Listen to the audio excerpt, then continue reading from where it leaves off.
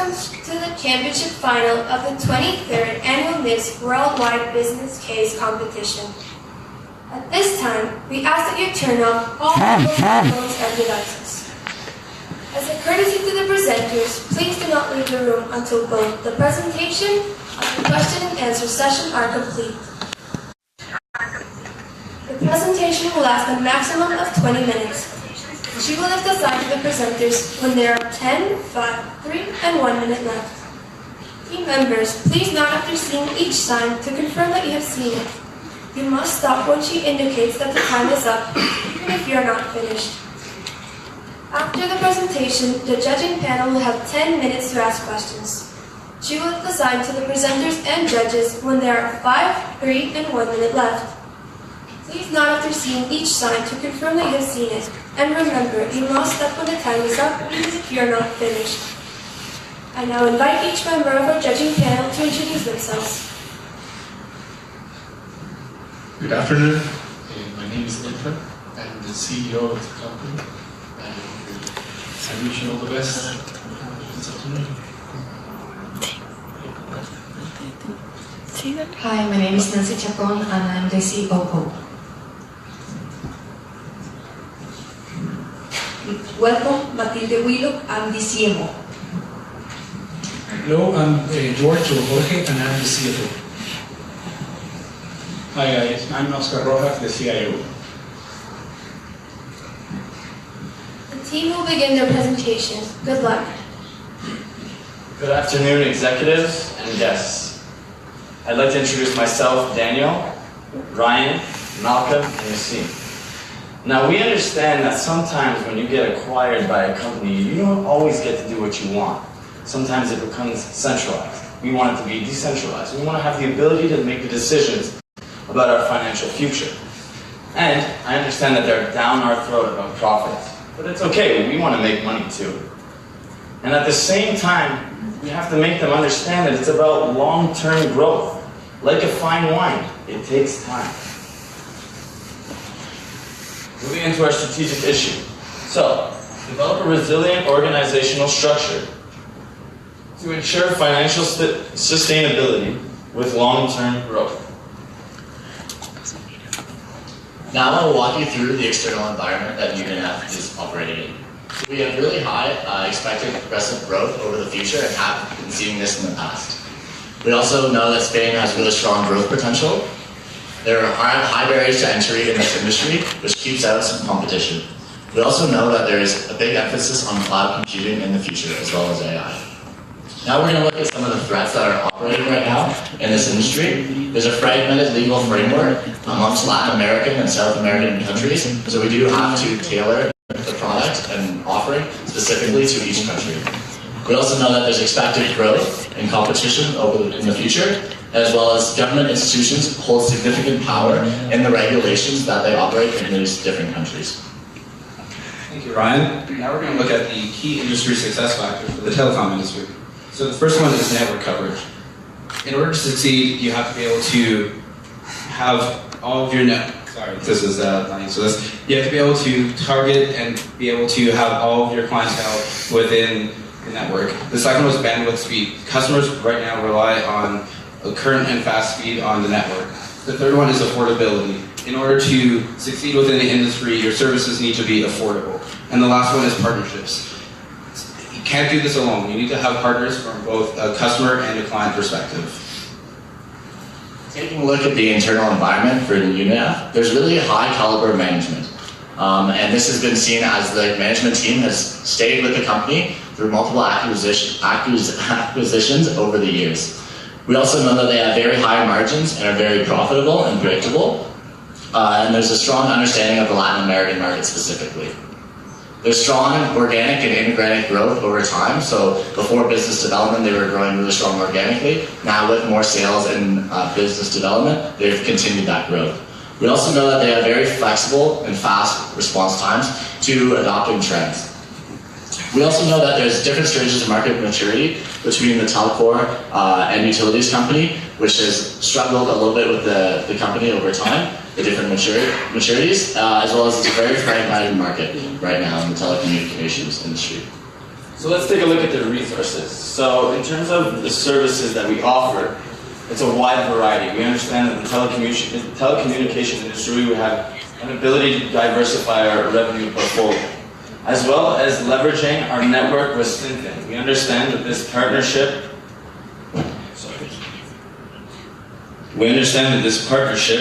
is very clutch in coming through with potential opportunities that we can see. This network is so key to the expansion of our company. Now, looking at the capabilities, so I have long-term financial capabilities. In the telecommunication industry, we lock in long-term forward contracts, which will enable us to be sustainable for the future. That's just for certainty. Now, penetrating growth markets and emerging markets. So we understand that Spain, there's a huge network in Spain that we can leverage and get access to this stuff.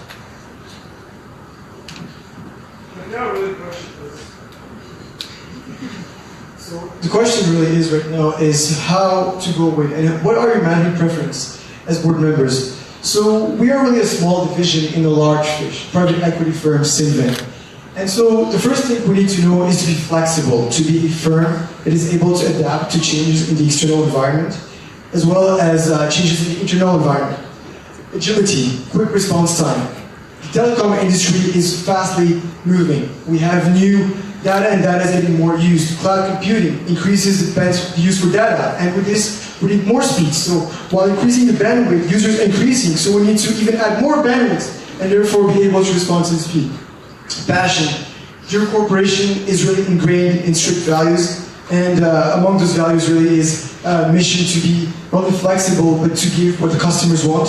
And the last one, proximity. We need to be close to the clients in terms of not only geographical proximity, but also product proximity. So we're going to take a quick look at the shareholder model currently. So the first one is the owners. Synfin is the controlling share of Ufinet currently, so we need to be able to please them in what they want, which is financial growth and financial revenue. The second one is investors. The investors within Ufinet originally need to be pleased. Thirdly is board members need to ensure that management preferences are kept within the company. And the last one is clients. Ufinet needs to ensure that the clients are satisfied with their services. Now, going back into look at the strategic issues, Synfin knows that they do not want to keep Ufinet for potentially more than 4 to 6 years. So how does Ufinet structure their business in order to keep long-term financial sustainability? So we're going to move into the strategic alternatives that we've identified for Ufinet now. The first one is complete autonomy, leaving each region to be able to do their own operations and to just operate on their own. Second one is centralized organizational structure, which is a main head office where Ufinet makes all decisions for all of their countries. The third one is a hybrid model where we combine both of these in order to have the best possible results. So the first one is complete autonomy. The pros of this is that each country will be able to identify what the needs are and be able to do them as they are. And then there's a quick decision and efficient process. The cons is it's not scalable and that's less control over company decisions. The second one is the centralized, is that decisions can be made centralized, so company branding can be kept throughout the same. And then, however, it's a slower decision-making process, and it's slower to adapt to changing trends. And the third one is a hybrid structure, and this is the structure we believe is best for Ufinet to go forward. And this one is where countries have managers, however, everybody has to report up to the CFO and CEO. So let's look at the strategy in a whole. So at the end of the day, I want to be able to make my own decisions. So Synfin, obviously profit motivated, doesn't really understand the term of telecommunications. They're all about private equity, right? So we really know what we're doing in this industry. So it's up to us to make a decentralized atmosphere where we have the ability to make these decisions. Next, appealing to Synfin's goals. Again, at the end of the day, we know that they want to make money just like we do, so they need to sit back and just let us do what we know best. Next, autonomy of decisions. So again, creating this decentralized atmosphere allows us to have the autonomy to make the decisions for forward future growth. And this is so important and vital to our organization because we need to stay within the core values of our organization. Next, adapting to changing of ownership. So we understand that Synfin will eventually sell us. And we need to have the ability to create a core culture and along with numerous other barriers so that when we get acquired potentially by another company, that we understand and how to stick to our core values for the long-term productivity of our company.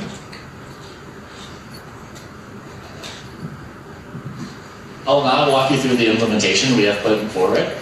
So the first thing we're going to do is research new potential areas to expand into. This is going to be specific to Latin America, identifying areas such as Honduras and as well as the other Latin American countries. So we're going to be doing this for the first 2 quarters. Once we have done this research, we're going to identify partners in these specific regions that we deem the most viable and make strategic alliances with them to better understand the country and work with their legal and restrictive frameworks, because we know they are different. And then during quarter 1 and quarter 2, the second year of year 4, then that's when we're actually going to enter these new markets. So who are we targeting? So this is what we know about our customers. They work in the telephone industry and communications operators mainly. They demand real-time solutions. They have a really heavy emphasis on affordability and consistency of the speeds as well as scalability. We know that they value team spirit and patronage, and they really don't have a job for life mentality. So while they are at their job, they like to do their job, but they don't really like to take it home with them. And they also like to solve and identify issues immediately. That's why we're giving them the real-time platform and real-time results. Now we're going to look at the HR implementation. So as we are going to be restructuring this company, we identify that we are going to need to make HR decisions, where we're going to need to train new staff, move staff from old positions to new existing positions, as well as acquire new staff. So for the first step we're going to do is hire an HR executive. So they're going to oversee all of the hiring that we're going to be doing during this process. We're going to develop a corporate organizational structure that really fits our company, and we'll show you that in just 1 second. And we're also going to perform an internal resource audit. So we're going to identify positions that are going to be key for us moving forward and identify gaps in our HR organization that we're going to need to recruit to fill. From there, we're going to train and develop the resources that we have that we already have existing to fit their future roles. We're also going to obtain the resources as indicated via the resource audit and then train these resources to fit their new job description and perform at the top level that they can. And we're going to be laying off the unnecessary resources, which we'll be minimizing. So with the change in structure, it's important to keep company culture and ethics. And we believe there's a strong emphasis on teams. Also, within the company, it's important to be fostering innovation through the consistent technology changes that are occurring currently. Also, it's important to be transparent. With some layoffs, it's important for employees to know why the structural changes are happening and why they are important to the company. And also just encouraging strong company ethics, and this is through written documents, through emails, through the heads keeping their ethics that they've originally established. And to take a quick look at the organizational structure that we've newly adopted, it's the CEO at the top. We've also created a new position for a COM, who's going to be able to control and manage what the countries are doing. And then underneath is the operational directors for each region, and then underneath these operational directors is going to be the country managers. So let's take a look at the operational mechanism. So in terms of an acquisition, so we're just looking at CEO, CFO, which roles they'll take and how they'll go about this process, because we understand that if we want decentralization, we need to develop a process for them to understand and carry out during acquisition. So, for the CFO, approval of a budget. Clearly, if it's not in the budget to buy, it's not a potential client that you can acquire. CEO, well, it's got to fit our corporate needs. So again, if we're going back to decentralization, we need to make sure that this company aligns with our corporate goals. CBDO, so research and potential. So if he's developing the business, he needs to understand that the capabilities of this company need to align with ours as well, and added value. So you wouldn't buy something, obviously, if the company didn't add value to yours. Next, I'll take you through the R&D process. So at the end of the day, we know that telecommunication industries require hefty amounts of R&D investment. So in terms of the CFO, again, he's in charge of allocating a budget. Then, in terms of the CEO, it's direction as to where we want to go with the future of this company. And then, again, the COM, so the Chief Operating Manager, he's got to understand the ability of what the company needs for the future of this company.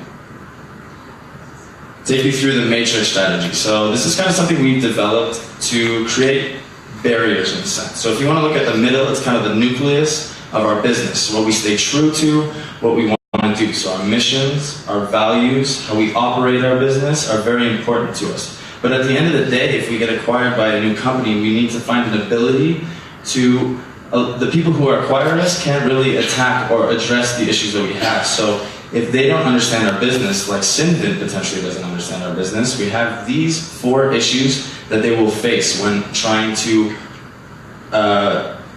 organize our strategies. So I'll take you through the first one, ensure effectivity. So KPIs obviously ensure our financial and long-term growth. They won't understand this because we will have specific measures of our performance within our given industry. Next, scalability. After that, foster commercial partnerships. So if we create commercial partnerships with companies like Amazon, they will have to foster these relationships and really understand what we've built with these companies. And if they don't understand that, then it's going to be hard for them to control our decision-making process. Lastly, strengthen corporate culture. So a strong corporate culture always leads to strong corporate values, and everyone will follow this in turn and really have a decentralized atmosphere is essentially what we're looking for in the long term. So we understand that there are risks with this strategy going forward, so we really want to identify and explain how we are going to mitigate these risks now. So the first risk is the competitors. So in dealing with these competitors, we know there's a very segmented, very fragmented industry. We're going to try to grow and protect the areas which we operate in right now. So really Latin America and South America as a core. So we're really going to protect and make sure we are embedded in these areas before we attack and grow into new ones. We also know that the disruptive new technology, so we know that technology is changing every single day, and new disruptive technology is really changing and shifting the way that businesses operate. So through continuous research and development and partnerships with technology companies, we hope to stay in front of the curve before we fall behind it and become obsolete. There's also the power of government, which we're going to try to address. So we're going to build strong relationships with the government and increase our power over the supplier. So in doing a multitude of operations and utilities and telecommunications for these countries, it's going to be hard for them to monopolize it if they wish to do that, or to take us out of place. So we really want to make sure that we're really invested in these countries so they cannot make us obsolete. And then the resistance to the new structure. So this is if internally that our employees are not adapting to the new culture that we have set in place. We are going to try to really convey the benefits of the hybrid system. So the agility and flexibility to customer trends that are changing, we're going to really try to emphasize that to our employees through workshops and through events. From there, we're going to identify the influencers in the organization. So we all know that there's people at your works who have a little bit more influence over people than others. They're probably really chatty, they're really likable. So we want to target these people and get them on board with our message and our strategy to help influence the other employees, which they know very well. So my colleagues have addressed, So my colleagues have addressed really the questions here. So the first question was are we able to be a resilient culture and protect ourselves? And one of the second questions is how can we scale? And the way to scale really here is to go towards market with high potential. So here we're just looking at something which is global internet traffic worldwide, and if we look at upper estimates or lower estimates, we still see a growing trend. And so the growth here is 18.18 for the compound annual growth rate. So that's regarding the landlines. So again, we want to expand to be able to ensure our financial sustainability and therefore ensure our divisional power. And so if you look here, it's not very advantageous. If you look at our lower estimate, it's going to go down. So the final solution is really mobile lines. And mobile lines, the advantage of it is that it's not as costly. We don't have to construct necessarily lines. Here we go, yeah. Okay. So if you look at mobile lines, as you can see, there's a huge growth in it. And regarding the growth in it, the reason is that more and more people are using mobile technology. It's also less costly. Instead of having cable lines, fiber cable, we can use instead telereceivers, which are less costly. And as you see, there is a future, a high potential in it. So this is really regarding potential revenue growth, like Spain. Spain is a really interesting market. It's a market with a huge development. But if you look at Latin America, all inclusive profit is not the most infectious which remains one of the highest financial development. So if you look here at the mobile for Latin America, we can see a growth of 18.9%. And those values are actually based on your historical revenues. And so what we can also do is we try to estimate those are your lines, your meters of kilometers, your fiber cable lines, meters of kilometers, and so we estimated that there's going to be an increase of about 18% till 2020. So there is a huge potential. And the reason why we're going to do this is we try to create an independence from the company we're working for. We try to be strong and resilient. Just the revenues to show, even if I want to just highlight here, the revenues are lower than what I have, but nonetheless, this is offset by huge potential growth, which will allow us to have financial strength. And so, looking at our net cash flow and our yearly capex, we still have a very strong residual value. And the change we want to perform right now, we want to be able to change the structure. But changing the structure requires investments, it requires money. And so, by doing so, we intended to hire various positions, and even though we do so, we have financial capacity to absorb the costs. And so we have a question, we have to do all of this. And the issue at hand here is how, as a company, do we stay resilient to change? If we are acquired, how do we remain who we are? Well, there are various aspects. First, a strong corporate culture. Foster a strong corporate culture. Second, be able to create an efficient and effective organizational structure. So having operating mechanisms, flexible, and having rules instead of guidelines. And this will allow for economy. And one of the last one is to be able to scale, financial scalability, through partnerships, through new acquisitions, and through revenues. And so, by doing all of this, we will make sure that your company stays resilient, no matter who acquires it. The company will see itself a subset in a big set, but still this strong subset that no one can compete on. Judges, thank you very much.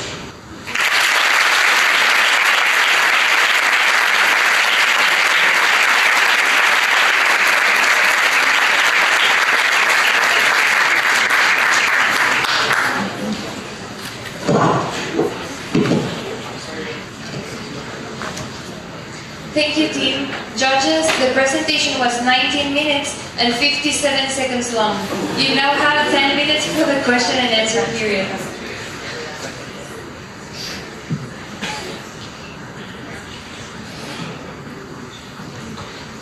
Hello, thank you for your excellent presentation. I would like to go back to the organization structure, because I would like for you to go deeper into a couple of things. If you can go deeper into how this structure effectively will be able to activate and make efficient the hybrid structure. And also, I would like to understand the role of the ad hoc council to this, I assume, to the CEO. So if you can go into that. Sure. So, it's fine. So initially in the structure, we had a chief technical officer, we had various positions, and these positions were making the way to this flat structure. It wasn't hierarchy, but those operational meetings we have together. Now what we plan to do is having all of those lower directors, operational directors, to understand really how it works, how the field works, to be under this chief operational officer. And the reason why is that, you know, in the telecom market, you really need to be aware of operations, you need to be aware of the direct refusal to and the refusal to speak rules. And so we believe that it's better for them to report to the CON.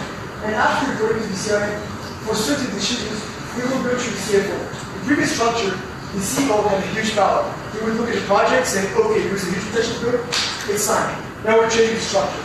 The COO will have to approve the value of the project from an engineering perspective.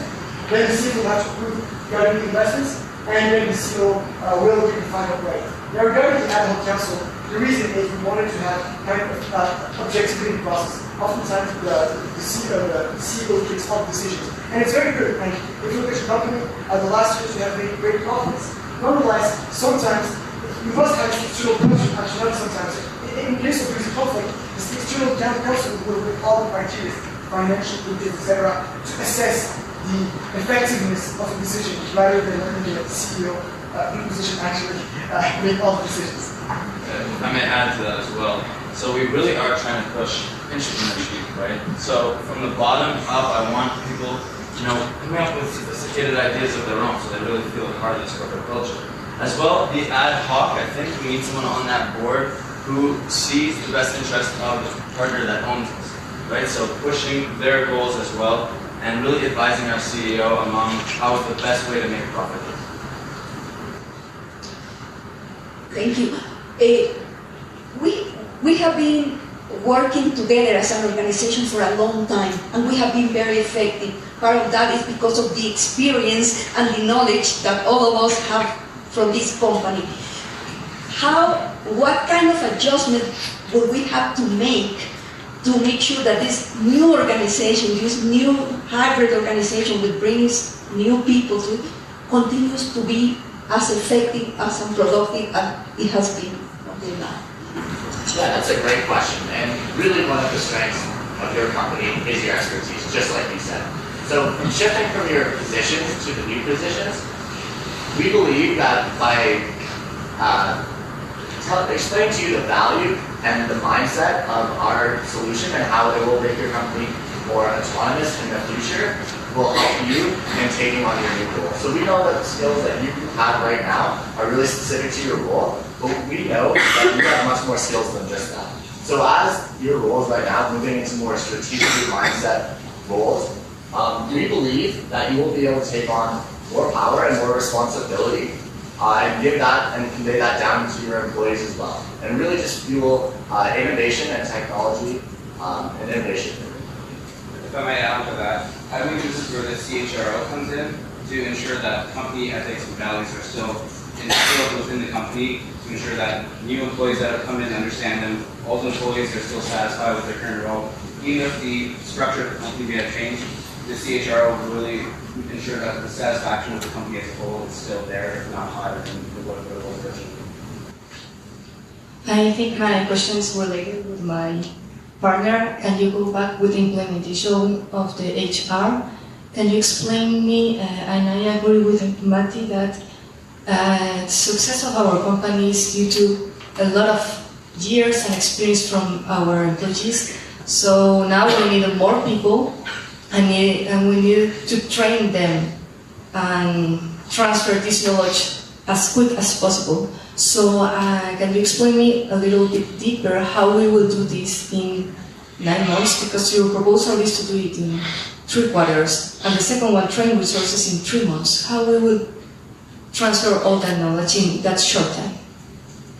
Well, it all comes back to a sense of training. Clearly, you're going to be able to teach them, not everything that you guys know, obviously, because you have many years of experience. But at the end of the day, I think you really need to give them, among anything, you need to give them the idea that you really have the ability to express your thought and knowledge. And not only that, experiences will come from you guys, pushing your agendas and really showing and being role models. And on top of that, of course, training is an essential feature. I really think that in 9 months, we can push this, and essentially, with our strategy, it is long-term. So we do have the ability, past that 9 months, to really mold these people to our organization.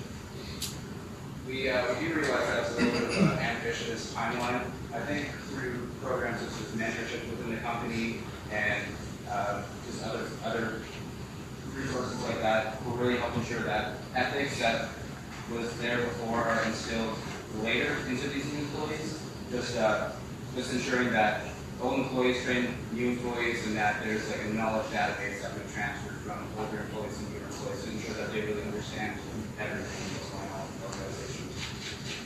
If I may, change is a really good thing, but we understand that people are afraid to change.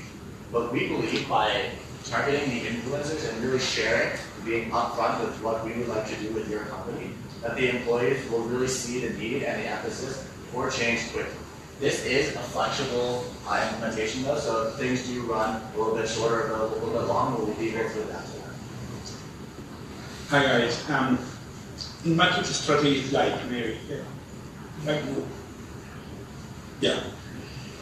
in your new approach, you talk about a hybrid model. Okay. Good. For me, it's very important the culture. Okay. So, what is your recommendation about to build a new culture, considering the many in our company, right? About the many countries and different countries, how to build a new culture for the hybrid kind of type. Okay, so historically, the company was very effective that you make so, and you still had a really good culture, and we can see really in the efficiency of the finances. But you have a balance right here. We have very much operation of all the spending. In fact, in 2016, the company Costa Rica, and so we need to be able to solidify and merge respect cultures. But you know, if you look at our culture, you should look at it holistically. Your culture is not really intended to look at microeconomics. We want to foster innovation. Innovation will be depending on any culture. If you're looking at Shareholder Model, there will be no variation. We will be able to really push innovation. I want to say our California's culture has innovation, entrepreneurship. So we want people in the corporation to push those values forward. So again, if I may just myself, we're gonna try to focus on mega values rather than on micro values. And by working with mega values, we will be able to be more resilient towards new acquisitions. Yeah, thank you. Please explain why is your hybrid model financially superior to the other choices that you didn't pick? So that's a very good point. And if I may answer to this, our hybrid model is not financially superior.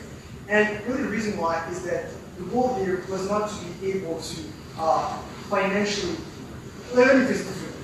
This hybrid model will require change management. And change management requires costs. We have to hire individuals, and by hiring, we're going to have also packages. We're going to have to hire individuals. We're going to hire a new CHRO. So you're right, financially, it's not a viable option.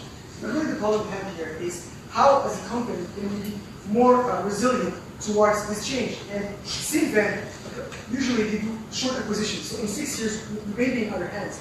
And really the goal here was to be able to create barriers to be a solid subset. So yeah, financial-wise, no, it's going to have cost. But again, we believe it's an necessary model to not be diluted upon the next acquisition. And if you look at the cost, actually it's only 1 million, 1 to 2 million euros depending on the optimal rent. So it's not really expensive. And what about seeing them? What's the strategy to approach seeing them as your owner? Well, This strategy. That's great. That's a good question. Simply, the way I want to approach them is to make them understand that they are a private equity firm. So I understand that, yes, of course, they have knowledge within this industry, but to a certain extent, because at the end of the day, we are a telecommunications-focused company, and they're funding us. We know what's best to do with our money, and not necessarily, they don't know where to invest next. Time's up.